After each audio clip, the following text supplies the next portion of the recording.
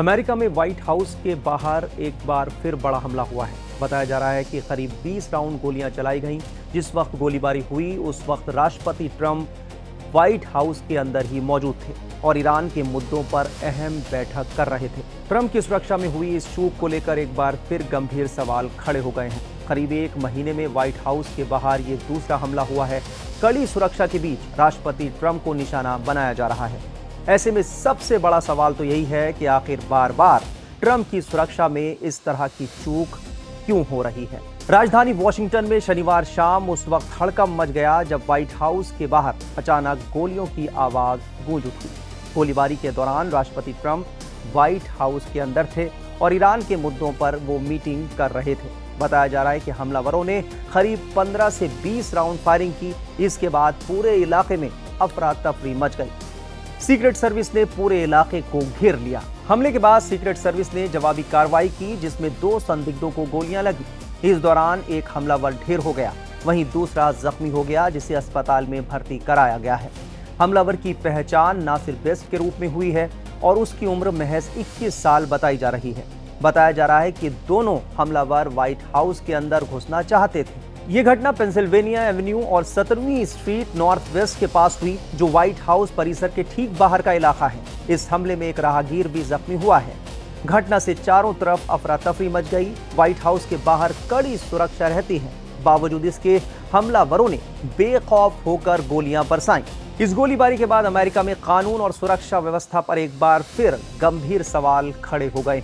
इससे पहले 26 अप्रैल को वॉशिंगटन डीसी में व्हाइट हाउस में कॉरेस्पॉन्डेंट्स डिनर के दौरान हुई गोलीबारी की घटना सामने आई थी। कार्यक्रम के दौरान अचानक गोलियों की आवाज गूंजी जिससे चारों तरफ अफरा तफरी मच गई।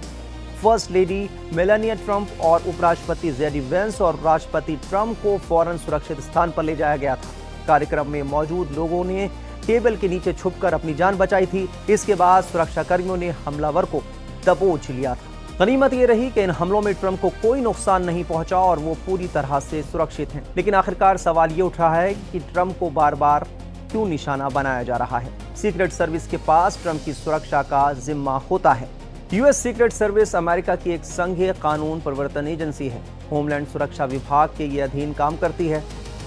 इसके पास दोहरी जिम्मेदारी है, पहली तो सुरक्षा और दूसरा जांच। ये एजेंसी राष्ट्रपति, उपराष्ट्रपति, उनके परिवारों, पूर्व राष्ट्रपतियों और विदेशी राष्ट्राध्यक्षों की सुरक्षा करती है। वित्तीय अपराधों जैसे मुद्रा जालसाजी और साइबर धोखाधड़ी को रोकने के लिए भी ये काम करती है। सीक्रेट सर्विस का इतिहास किसी फिल्मी कहानी से कम नहीं है। इसकी स्थापना 1865 में हुई थी, लेकिन आपको ये जानकर हैरानी होगी कि शुरुआत में इसका काम राष्ट्रपति को बचाना था ही नहीं। 1865 में जब अब्राहम लिंकन अमेरिका के राष्ट्रपति थे, तब देश में नकली नोट एक बहुत बड़ी समस्या बन चुकी थी। उस वक्त अनुमान था कि देश में चल रही लगभग 1/3 करेंसी नकली थी। इससे देश की अर्थव्यवस्था ढहने के कगार पर थी। इसी संकट से निपटने के लिए राष्ट्रपति अब्राहम लिंकन ने सीक्रेट सर्विस को ट्रेजरी विभाग यानी ट्रेजरी डिपार्टमेंट के तहत बनाने के आदेश पर हस्ताक्षर किए। विडंबना ये रही कि जिस दिन लिंकन ने इस एजेंसी की स्थापना पर हस्ताक्षर किए, उसी दिन उनकी हत्या कर दी गई। उस समय तक राष्ट्रपति की सुरक्षा के लिए कोई औपचारिक व्यवस्था नहीं थी। शुरुआती 30 सालों तक इसका एकमात्र काम नकली नोट छापने वालों को पकड़ना था। तो सवाल यही है कि आखिर सुरक्षा की जरूरत कैसे पड़ी। बता दें कि राष्ट्रपति लिंकन, जेम्स गारफील्ड और विलियम मैकिन्ले की हत्याओं ने अमेरिका को हिलाकर रख दिया था। इन घटनाओं के बाद अमेरिका को एहसास हुआ कि राष्ट्रपति की सुरक्षा के लिए एक समर्पित फोर्स चाहिए। 1901 में मैकिन्ले की हत्या के बाद ही सीक्रेट सर्विस को औपचारिक रूप से राष्ट्रपति की स्थायी सुरक्षा की जिम्मेदारी दी गई। सीक्रेट सर्विस के काम करने का तरीका साई की तरह साथ चलने से कहीं ज्यादा जटिल है। इसे समझने के लिए इसे 3 हिस्सों में देखा जा सकता है।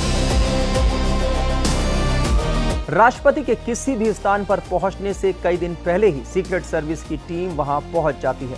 वो उस स्थान के हर एग्जिट गेट्स, वेंटिलेशन सिस्टम, छतों और यहां तक कि स्थानीय अस्पतालों की क्षमता का भी आकलन करती है। जब राष्ट्रपति सार्वजनिक रूप से कहीं मौजूद होते हैं तो सुरक्षा की कई परतें होती हैं। एजेंट्स हर वक्त इंसानी ढाल की तरह तैनात रहते हैं और उन्हें सेकंडों में प्रतिक्रिया देने की विशेष ट्रेनिंग दी जाती है।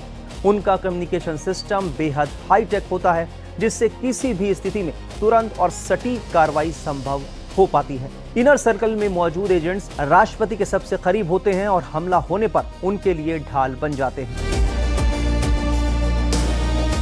सीक्रेट सर्विस के एजेंट्स के पास अत्याधुनिक हथियार और संचार उपकरण होते हैं। वो न सिर्फ शारीरिक रूप से फिट होते हैं, बल्कि उन्हें आपातकालीन चिकित्सा सहायता की भी ट्रेनिंग दी जाती है। राष्ट्रपति की कार, जिसे द बीस्ट कहा जाता है, अपने आप में एक अभेद किला है जो बम और रासायनिक हमलों को झेल सकती है। जांच में सामने आया है कि फायरिंग का आरोपी नसीर बेस्ट पहले भी कई बार अमेरिकी सुरक्षा एजेंसियों के रडार पर आ चुका था। रिपोर्ट्स के मुताबिक जून 2025 में उसे सीक्रेट सर्विस एजेंटों को धमकी देने के आरोप में हिरासत में लिया गया था। इसके बाद जुलाई 2025 में वो एक प्रतिबंधित इलाके में घुसने की कोशिश करते हुए पकड़ा गया था। अधिकारियों का कहना है कि युवक मानसिक स्वास्थ्य से जुड़ी समस्याओं से पीड़ित था। तो व्हाइट हाउस में फायरिंग से जुड़ी घटना से जुड़ा जो भी अपडेट होगा वो हम आपको देते रहेंगे। टाइम्स नाउ ऑफ भारत पर खबरों का सिलसिला लगातार जारी है।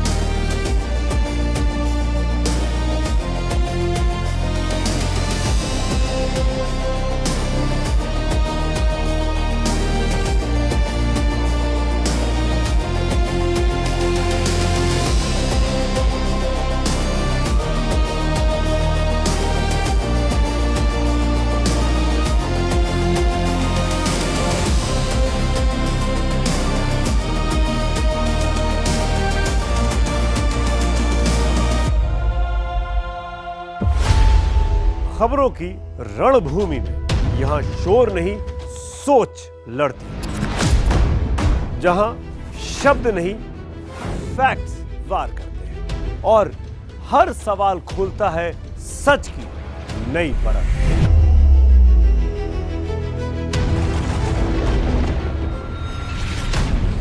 चक्रव्यूह आपके अपने सुमित अवस्थी के साथ सोमवार से शुक्रवार शाम 6:57 पर टाइम्स नाउ नव भारत पर।